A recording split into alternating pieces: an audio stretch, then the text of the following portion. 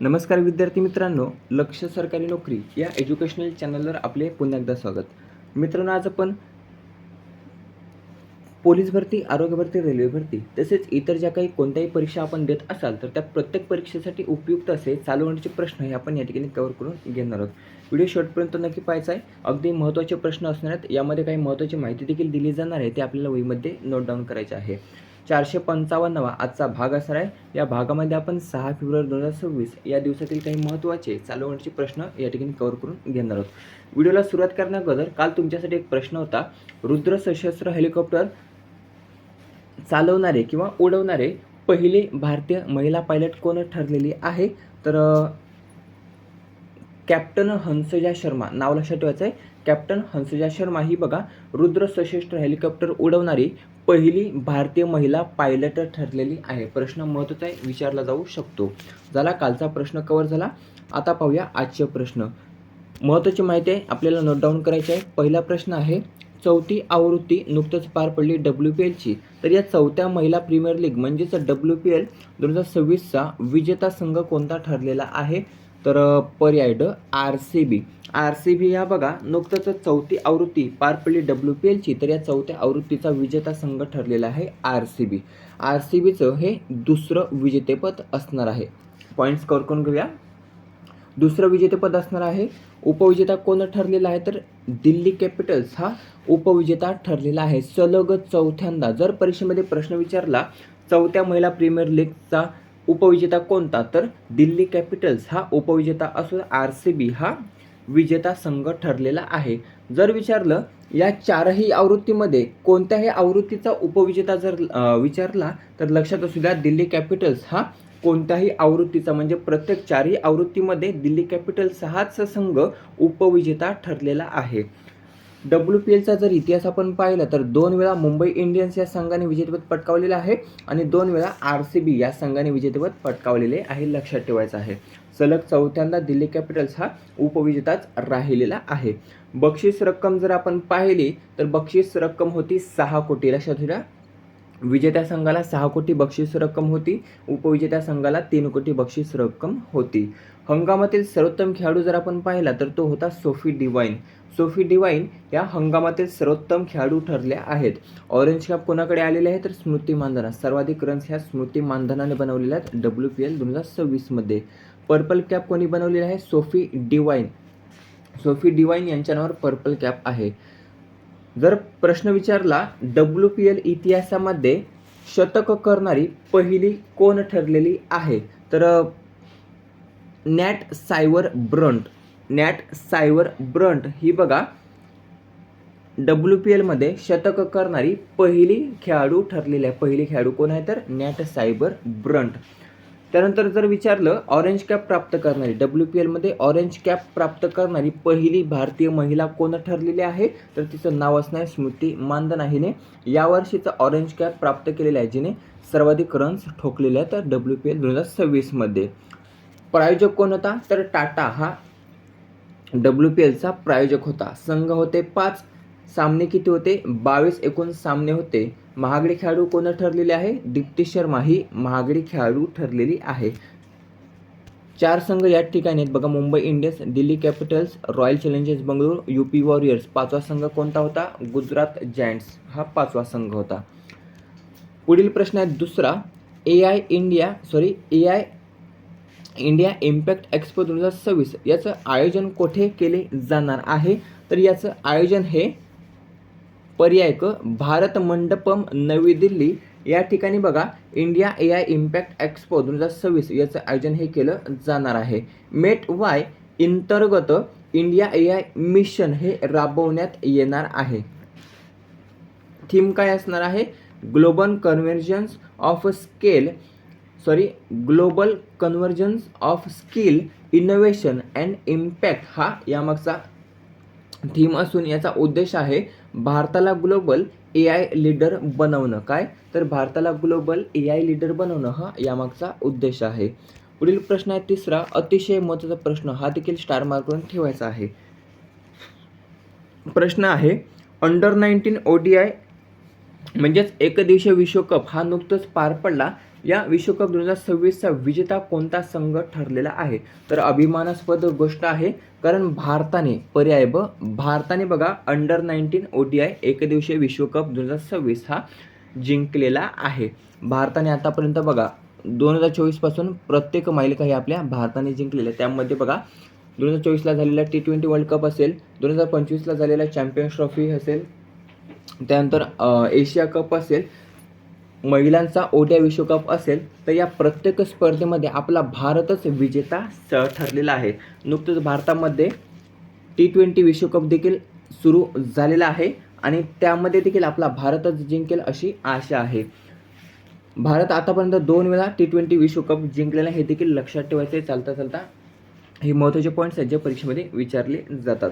याकडे येऊया, प्रश्नाकडे येऊया.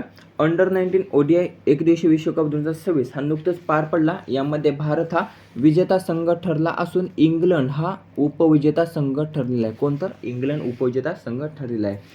या 2026च्या विश्वकपमध्ये सर्वाधिक स्कोर जर आपण पाहिला तर तो आपल्या भारताचा आहे. किती? 411. सर्वाधिक स्कोर हा 411 आपल्या भारताने बनवलेला आहे, तोही अंतिम सामन्यामध्ये, फायनलमध्ये. सर्वाधिक रन्स कोणी बनवलेले आहेत या आवृत्तीमध्ये? तर बी मेयस हा इंग्लंडचा खेळाडू आहे आणि याने या 2026च्या आवृत्तीमध्ये सर्वाधिक रन्स बनवले असून विकेट्स कोणी घेतलेले आहेत? तर लुम्सडेन, नाव लक्षात ठेवायचं आहे. लुम्सडेन या खेळाडूने 16 विकेट्स घेत सर्वाधिक विकेट्स घेतल्यात या स्पर्धेमध्ये. सर्वाधिक रन्स कोणी बनवले? तर बी मेयस यांनी बनवलेलं 445 की 444 असा काहीतरी आकडा आहे. याबाबत आपण टेलिग्रामवर महत्त्वाची माहिती कव्हर करून घेणारच आहोत. भारताचा कर्णधार कोण होता? तर आयुष म्हात्रे हा भारताचा कर्णधार होता आणि याच्या नेतृत्वामध्ये भारताने बघा 6व्यांदा ट्रॉफी जिंकलेली आहे. कितव्यांदा? तर 6व्यांदा, लक्षात ठेवायचं, 6व्यांदा.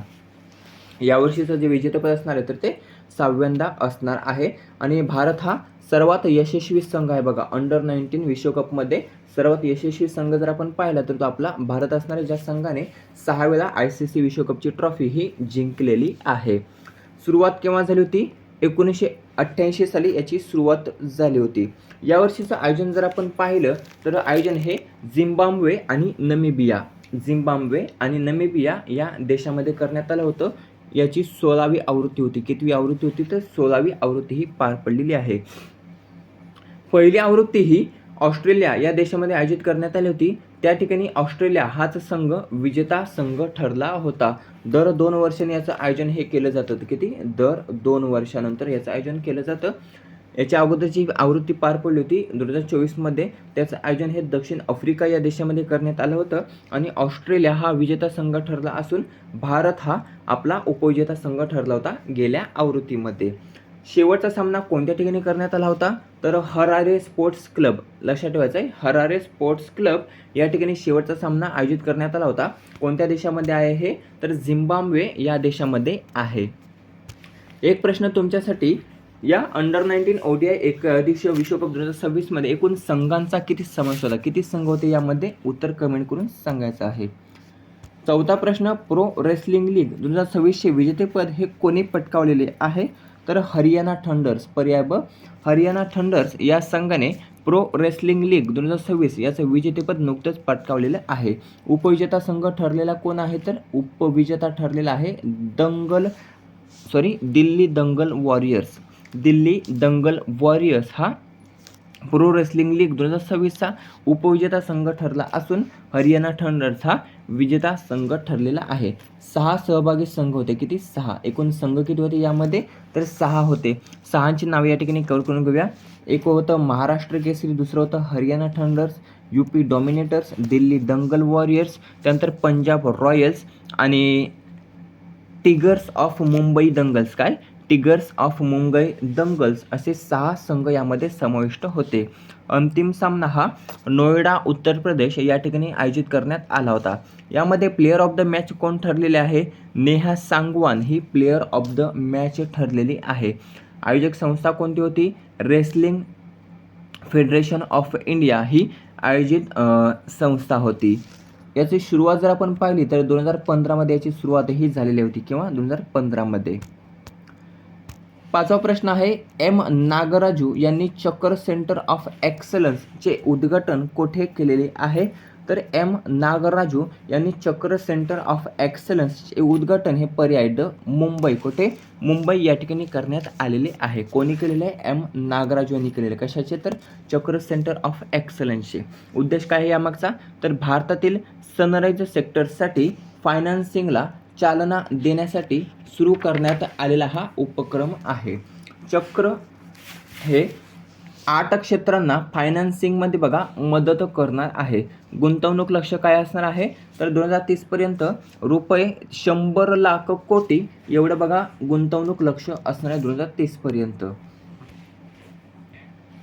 सहावा प्रश्न आहे, अग्निपरीक्षा संयुक्त प्रशिक्षण सराव 2026 याचं आयोजन हे कोठे करण्यात आले?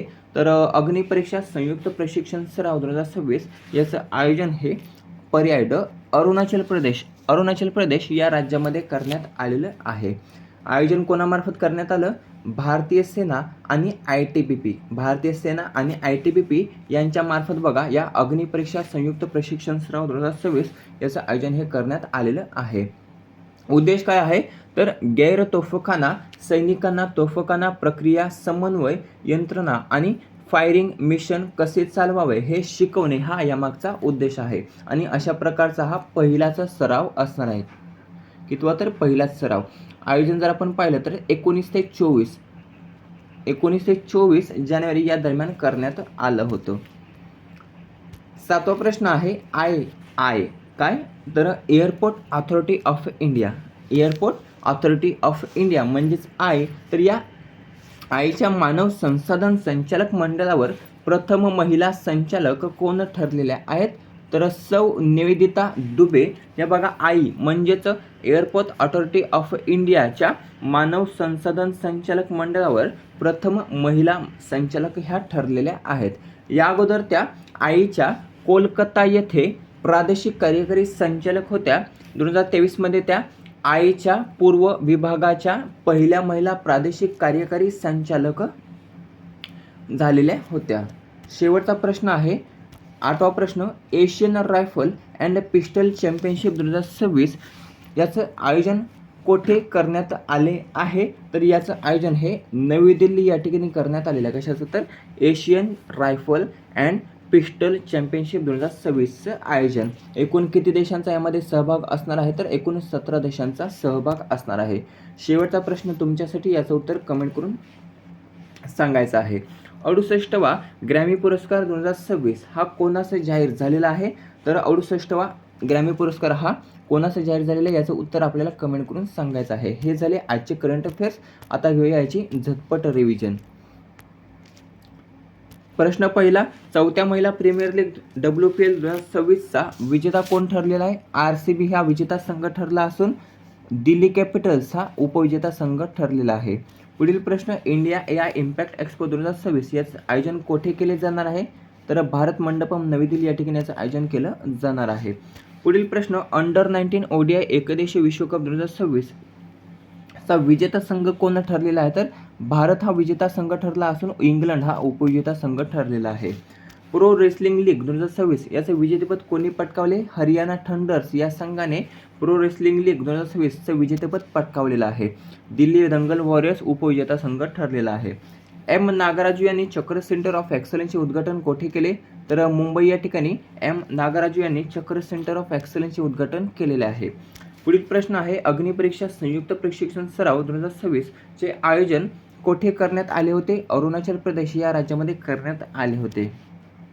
पुढील प्रश्न आहे, आईच्या मानव संसाधन संचालक मंडळावर प्रथम महिला संचालक कोण ठरलेल्या आहेत? सौ निवेदिता दुबे ह्या प्रथम महिला संचालक ठरलेल्या आईच्या मानव संसाधन संचालक मंडळावर. 8वा प्रश्न आहे, Asian rifle and pistol championship 2026 याचं आयोजन कोठे करण्यात आले? तर नवी दिल्ली या ठिकाणी याचं आयोजन करण्यात आलेलं आहे. आणि शेवटचा प्रश्न तुमच्यासाठी आहे, 68वा ग्रॅमी पुरस्कार 2026 हा कोणास जाहीर झाला? तर याचं उत्तर आपल्याला कमेंट करून सांगायचं आहे. व्हिडिओ कसा वाटला कमेंट नक्की सांगायचं आहे. व्हिडिओ आवडला असेल तर मित्रांसोबत जास्तीत जास्त शेअर करायचा आहे. भेटूया पुढील भागामध्ये. धन्यवाद.